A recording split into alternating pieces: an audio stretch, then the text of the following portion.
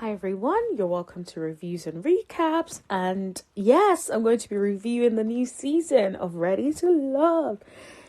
Guys, I'm so excited because I feel like Ready to Love is one of my favorite shows. But yeah, let's get into it. Today's episode was called Quality Over Quantity. So in the new episode, the first person we saw was Paul. And Paul referred to himself as lion on the street. I was like, okay, what's up with that energy? And then he proceeded to talk about how the energy he wants from a woman is sexual, but then there must be some substance to it. I don't know. Paul just seemed, yeah. We'll see how he fares this season, but I just thought, Paul, I don't know. We'll see. And then the Kia walked in that bomb-ass yellow dress. She looked amazing. Definitely the right choice of color on her. She just looked so good. And I was just like, yes, girl, you better rock that dress, honey. And then we proceeded to see a lady called Tiffany. Tiffany said, I love to be touched.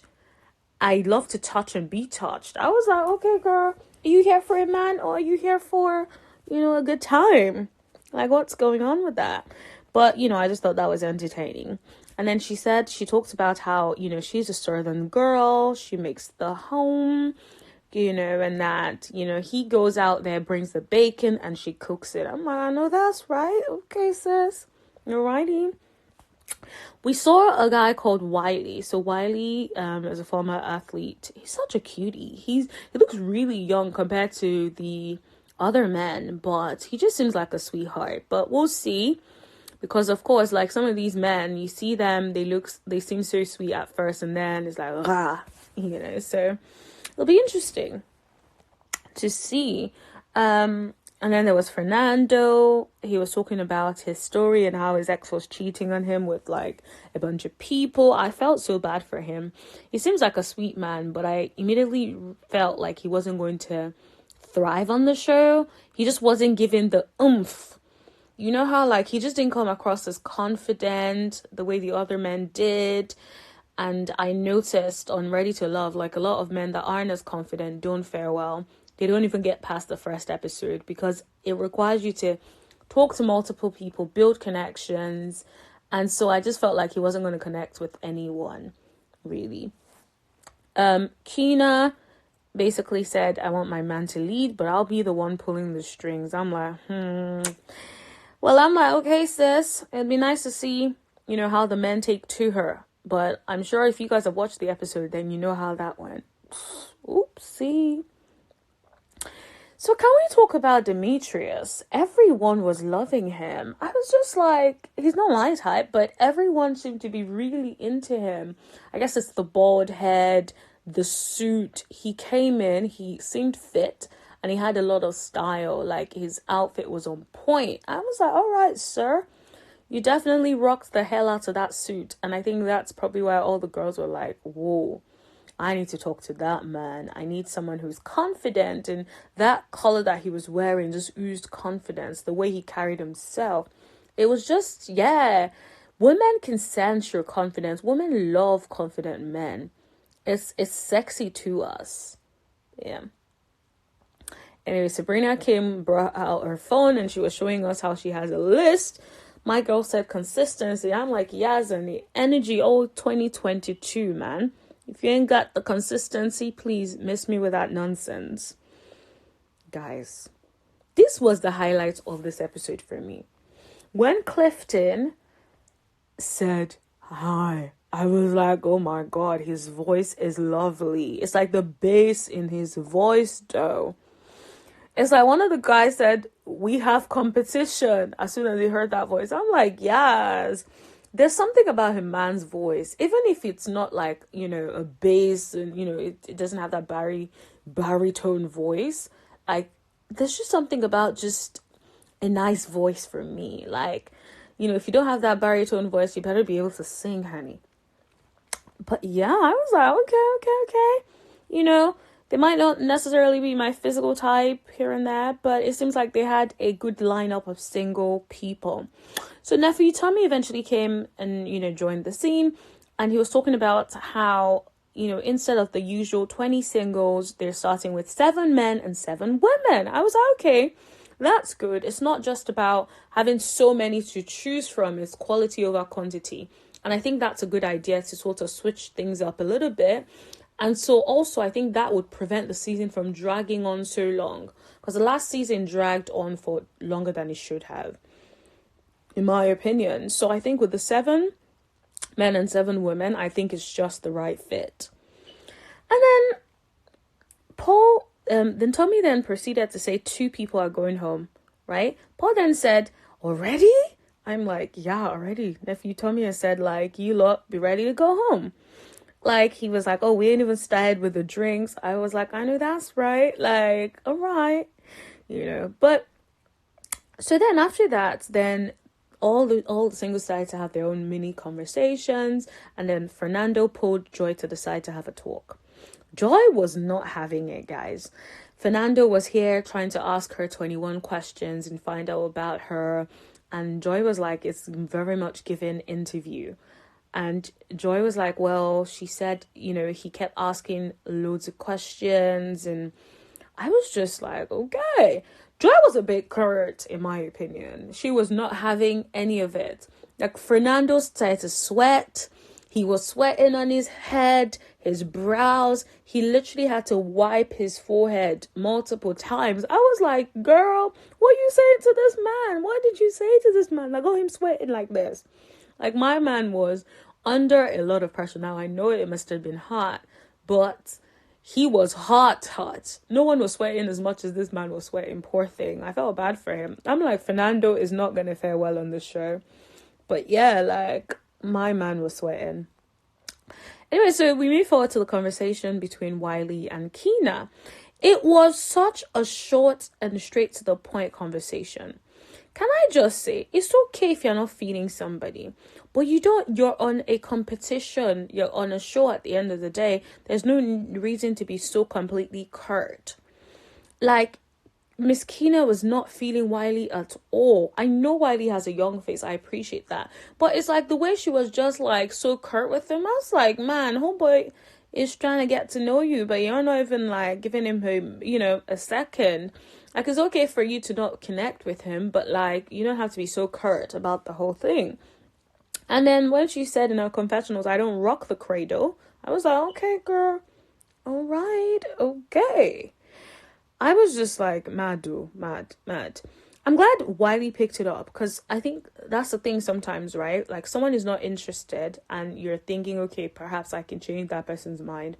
I love how Wylie picked it up and it was like, well, I don't see her as a match for me. I'm like, yes, good. Someone that thinks and is able to be like, okay, thoughtful, is able to read the situation, read the room and decide, okay, well, that's not going to work for me. So let's move on. And I'm just like, yeah, perfect. That's the energy.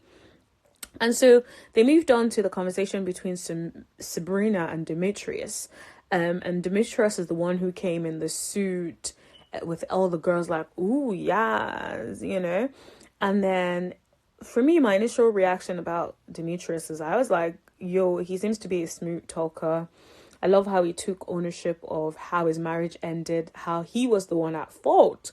I was like, yes, I like someone that takes accountability, because like when something happens, such as the breakdown of a marriage, yes, everyone has their fault, but sometimes one person is more at fault than the other. And he went ahead and was, saying what he did, like infidelity, all of those things. I was like, now I like how you've done something wrong, you've taken accountability for what you did wrong, and you've taken steps to change. He was talking about how he been doing counseling, he's worked through his issues, he knows he was the one at fault. Now that's something that he didn't have to express, because bear in mind that it's initial conversations. It's probably something like someone could have heard and just said, well, yeah, I'm not having no second dates with this person. But instead he took initiative. He decided to be vulnerable, talk about his experiences and take accountability for his part. And I thought that was very, very good. Hopefully he continues to do that throughout the season, but it does seem like from what we saw that he has a good head on his shoulders with that. So I was like, all right, cool. It seems like he's done the work and he's still doing the work. I think they both really connected. Because Sabrina was also married previously. She was talking about how she married young, and that's probably one of the reasons why it didn't work. All of those things. It seems that they connected about the failure in their previous marriages, and I thought, okay, hopefully they're able to have some sort of connection after that. Anyways, this is the part that just got me, guys. Like, I don't know about you, but this man called Paul proceeds to call himself P.O. Bruh. We all know P.O. is police officer or parole officer. So I don't know what P.O. this man is on about, right? So he was right there trying to have a conversation with Ace, right?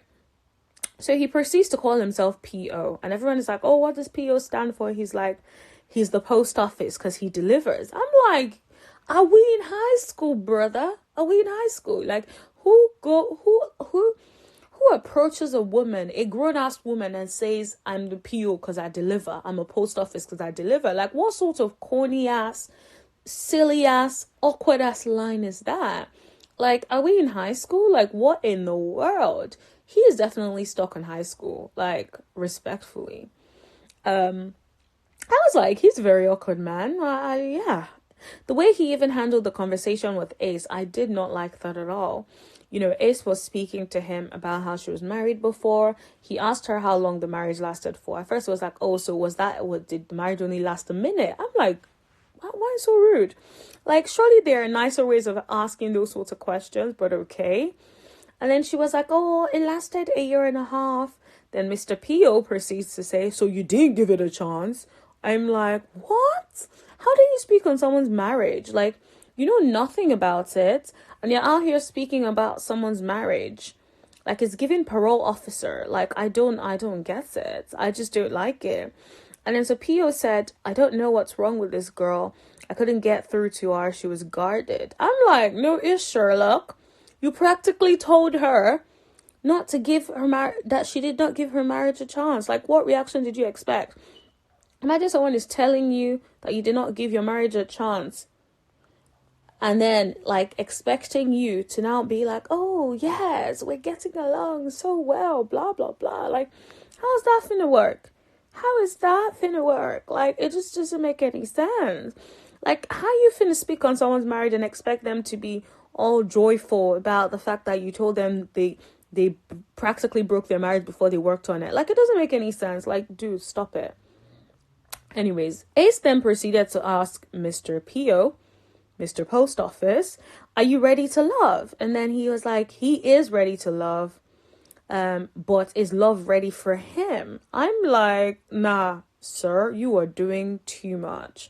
Way, way, way too much. Like, how you finna be like, oh, you're ready to love, but is love ready for you? I'm like, dude, you're doing way too much. You already called yourself a post office, police officer, parole officer. Like, stop with the childish nonsense. Like, I'm curious to find out how old he is. Like, normally they usually tell us how old they are, but I don't know. Perhaps I missed it, or they didn't have the episode where they introduced them and talk about how old they are. So, yeah, perhaps we'll find that out on the show.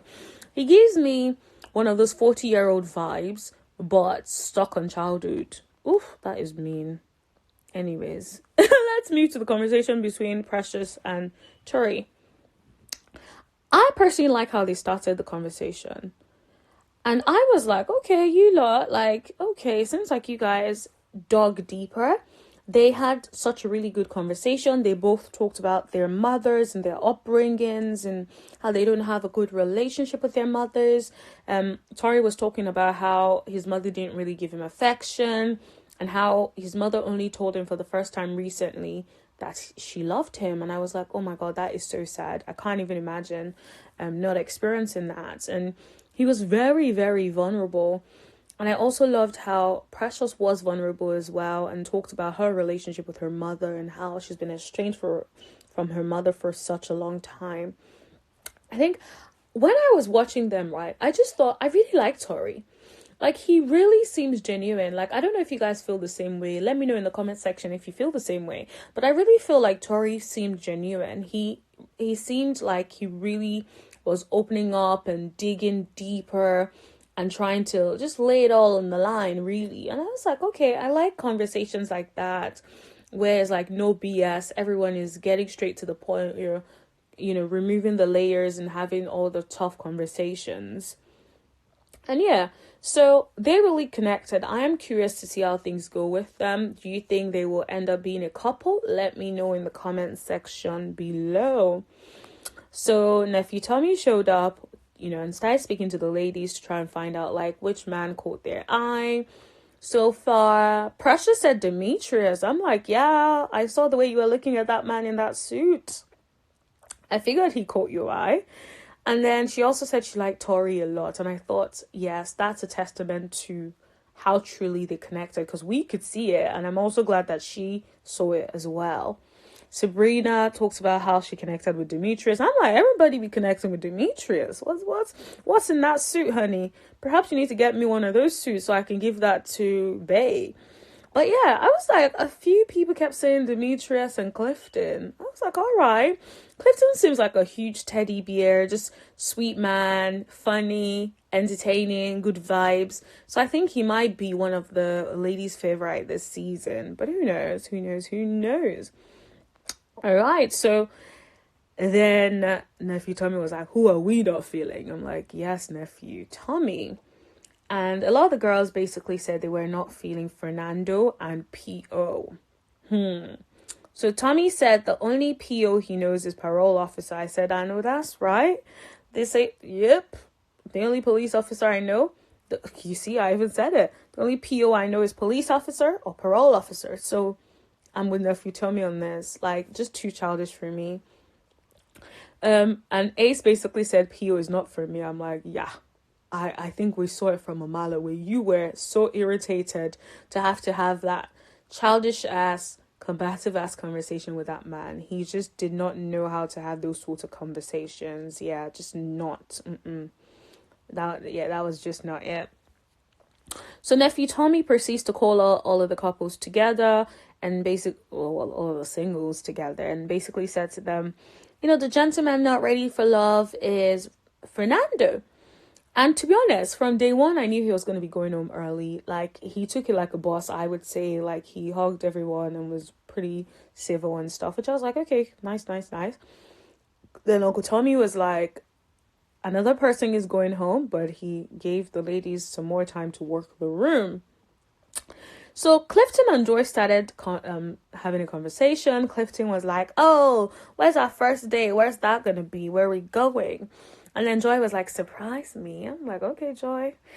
And then Clifton was like, have you done goat yoga? Joy was like, I've seen it all over your back. I'm like, okay, are we talking about the same thing? Or are you guys needing a room? Like, what's going on?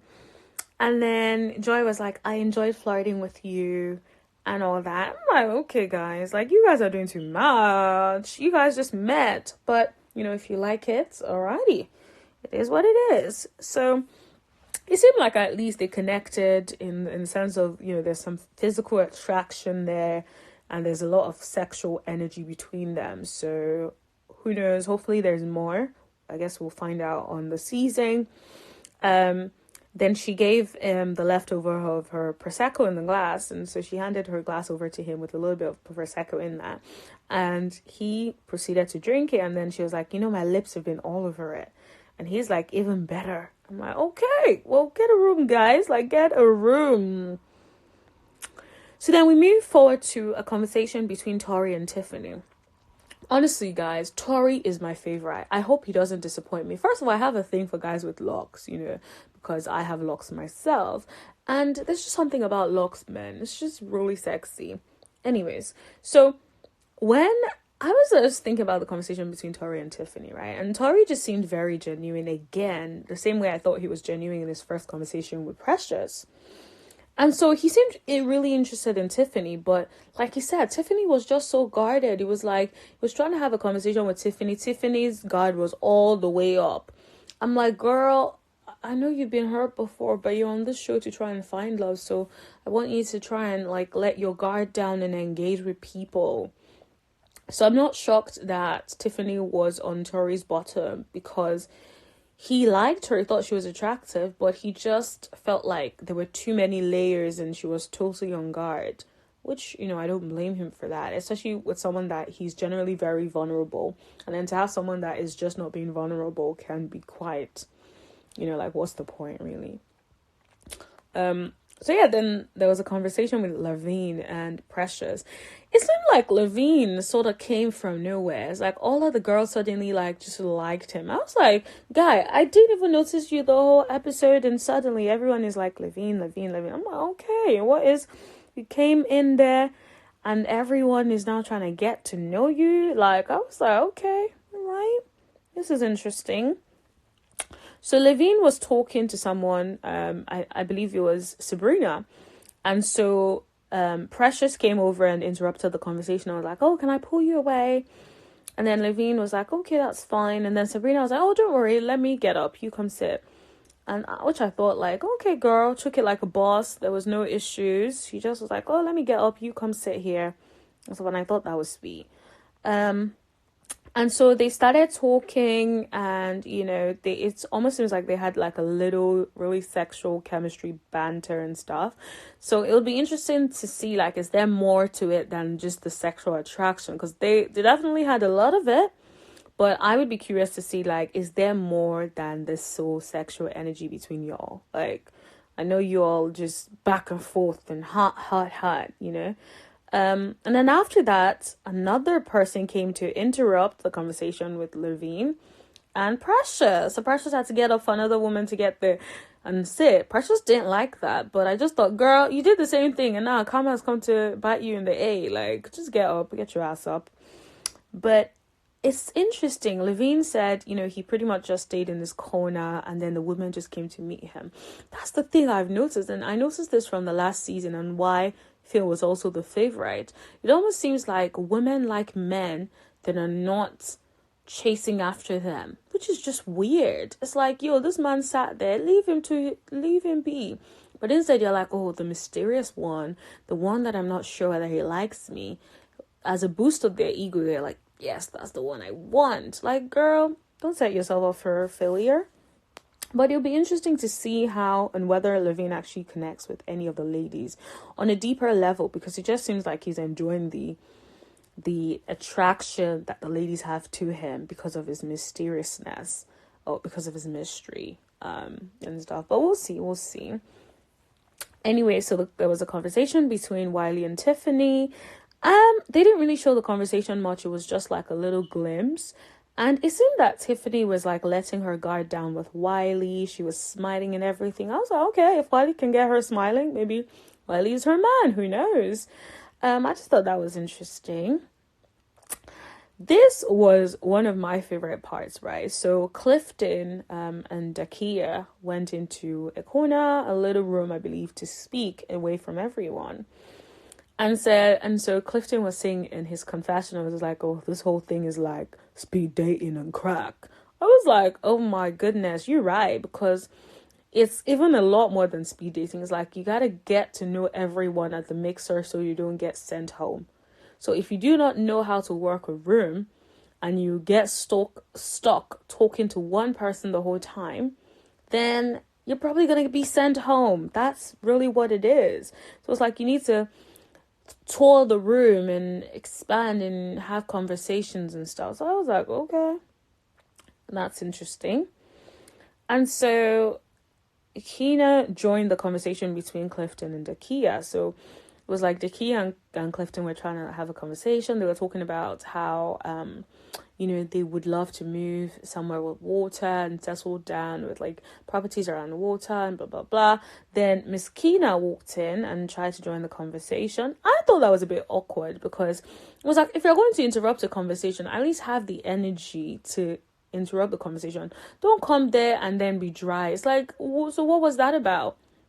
Like, why did you come this way then? And so Clifton, really, bless him, actually tried to include her in the conversation. By asking her, like, oh, so where would you like to live? And blah, blah. And she was like, Atlanta? Maybe Houston?